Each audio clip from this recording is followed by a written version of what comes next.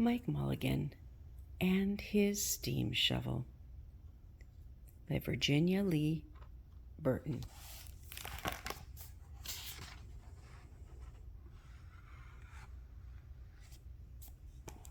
This is a nice picture here. Mike Mulligan and his steam shovel. This must be Mike. Mike Mulligan had a steam shovel. A beautiful red steam shovel. Her name was Mary Ann. This is Mike. Mike Mulligan was very proud of Mary Ann. He always said that she could dig as much in a day as 100 men could dig in a week. But he had never been quite sure that that was true.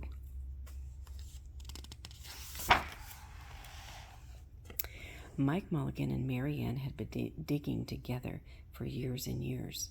Mike Mulligan took such good care of Mary Ann, she never grew old. It was Mike Mulligan and Mary Ann and some others who dug the great canals for the big boats to sail through.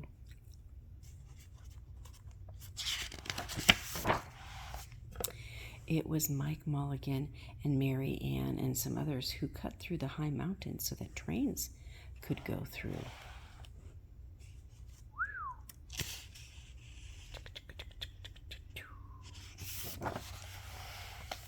It was Mike Mulligan and Mary Ann and some others who lowered the hills and straightened the curves to make the long highways for the automobiles.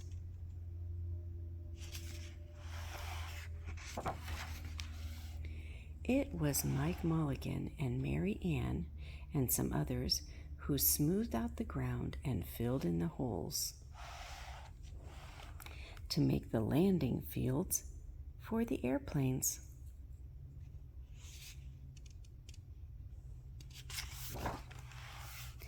And it was Mike Mulligan and Mary Ann and some others who dug the deep holes for the cellars of the tall skyscrapers in the big cities.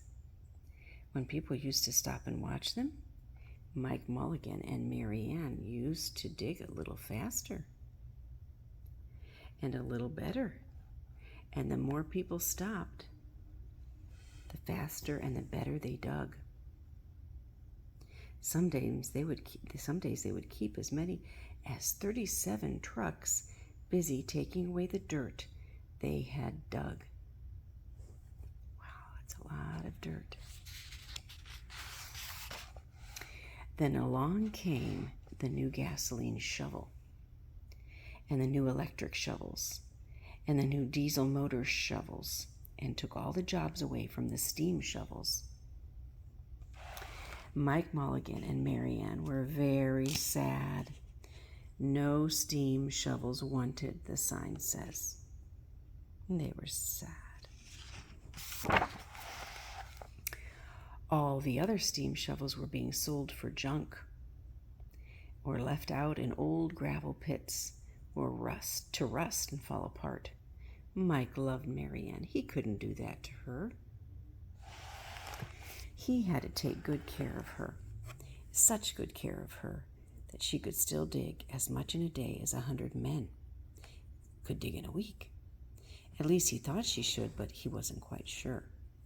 Everywhere they went, the new gas shovels and the new electric shovels and the new diesel motor shovels had all the jobs. No one wanted Mike Mulligan and Mary Ann anymore. Then one day Mike read in a newspaper that the town of Popperville was going to build a new town hall. "We are going to dig the cellar of that town hall," said Mike to Mary Ann, and off they started. They left the canals and the railroads and the highways and the airports and the big cities where no one wanted them anymore, and they went away out into the country. They crawled along slowly up the hills and down the hills till they came to the little town of Popperville.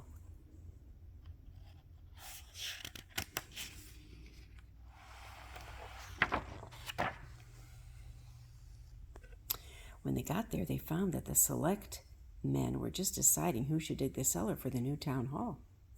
Mike Mulligan spoke to Henry B. Swap, one of the selectmen. "I heard," he said, "that you are going to build a new town hall. Mary Ann and I will dig the cellar for you in just one day." "What?" said Henry B. Swap. "Dig a cellar in a day? It would take 100 men at least a week to dig a cellar for our new town hall." "Sure," said Mike, "but Mary Ann can dig as much in a day as 100 men can dig in a week." Though he had never been quite sure that this was true. Then he added, "If we can't do it, you won't have to pay." Henry B. Swap thought this would be an easy way to get part of the cellar dug for nothing. So he smiled in a rather mean way, and he gave the job of digging the cellar of the new town hall to Mike Mulligan and Mary Ann.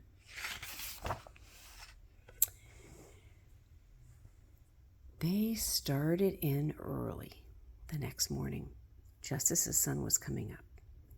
Soon a little boy came along. "Do you think you will finish by sundown?" he said to Mike Mulligan. "Sure," said Mike. "If you stay and watch us, we always work faster and better when someone's watching us." So the little boy stayed to watch.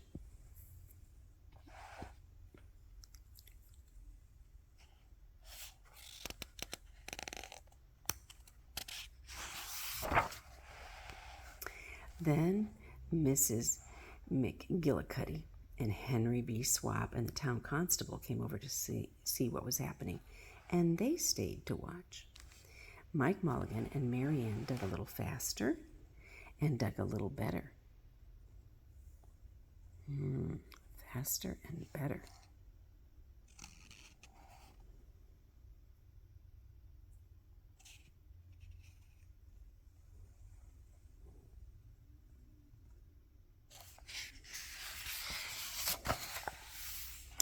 This gave the little boy a good idea.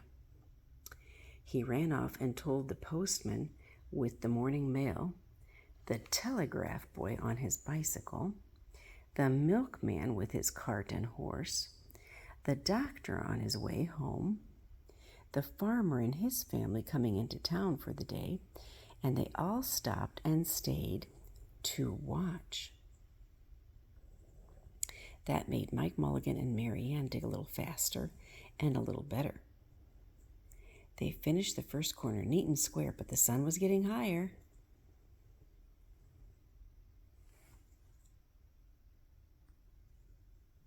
There's the postman. Here's the telegraph boy. Here's the milkman with his cart and horse. Here's the doctor. Here's the farmer and his family. They all stopped to watch.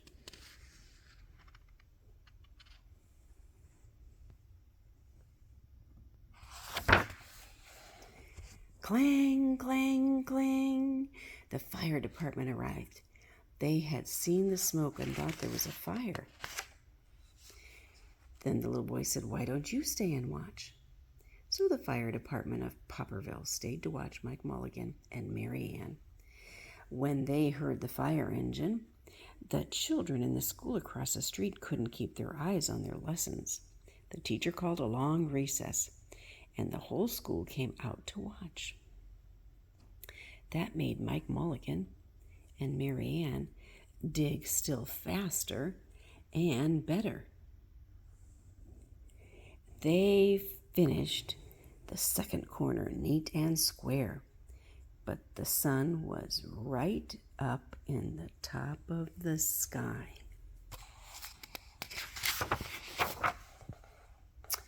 Now, the girl who answers the telephone called up the next towns of Bangerville and Bopperville and Kipperville and Copperville and told them what was happening in Popperville. All the people came over to see if Mike Mulligan and his steam shovel could dig the cellar in just one day. The more people came, the faster Mike Mulligan and Mary Ann dug. But they would have to hurry. They were only halfway through, and the sun was beginning to go down.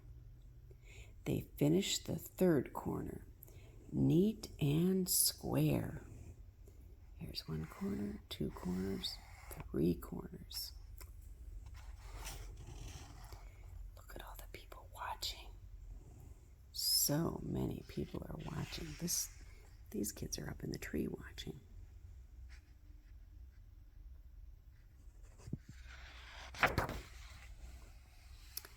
Never had Mike Mulligan and Mary Ann had so many people watch them.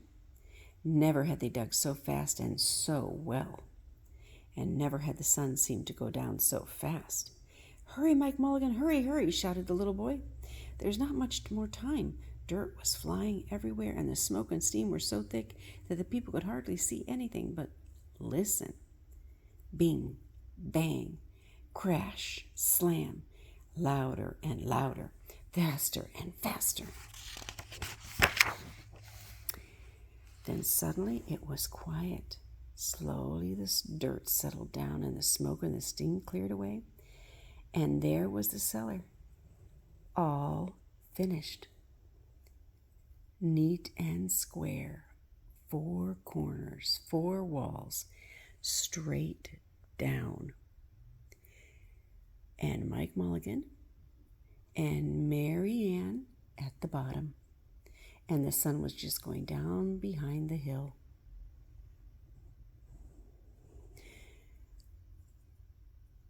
"Hooray," shouted the people. "Hooray for Mike Mulligan and his steam shovel. They have dug the cellar in just one day."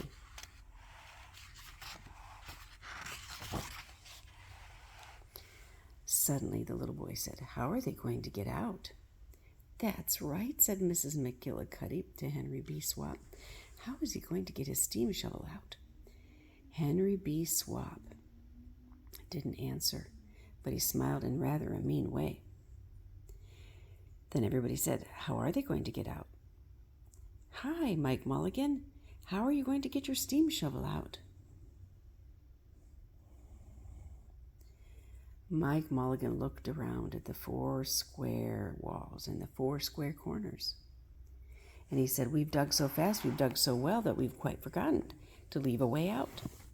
Nothing like this had ever happened to Mike Mulligan and Mary Ann before. And they didn't know what to do.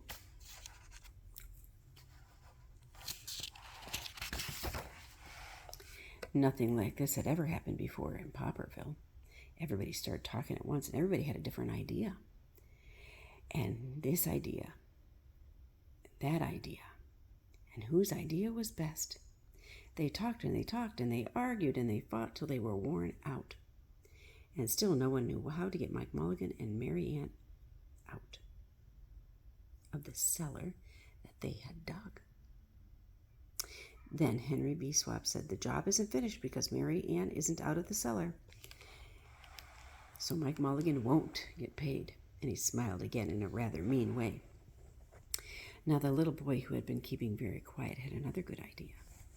He said, "Couldn't we leave Mary Ann in the cellar and build a new town hall above her? Let her be the furnace for the new town hall. And let Mike Mulligan be the janitor. Then you wouldn't have to buy a new furnace. And we could pay Mike Mulligan for digging the cellar in just one day." "Why not?" said Henry B. Swap, and smiled in a way that was not quite so mean. "Why not?" said Mrs. McGillicuddy. "Why not?" said the town constable. "Why not?" said all the people. So they found a ladder and climbed down into the cellar to ask Mike Mulligan and Mary Ann. What do you think they said? They built the new town hall right over Mike Mulligan and Mary Ann. It was finished before winter. Look at their inside there. Every day the little boy goes over to see Mike Mulligan and Mary Ann, and Mrs. McGillicuddy takes him nice hot apple pies. As for Henry B. Swap, he spends most of his time in the cellar of the new town hall, listening to the stories that Mike Mulligan has to tell and smiling in a way that isn't mean at all.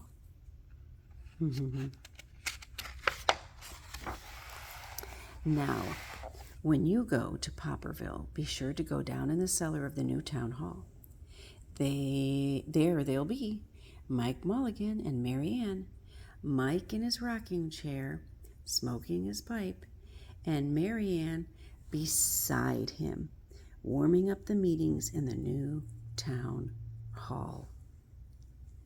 The end.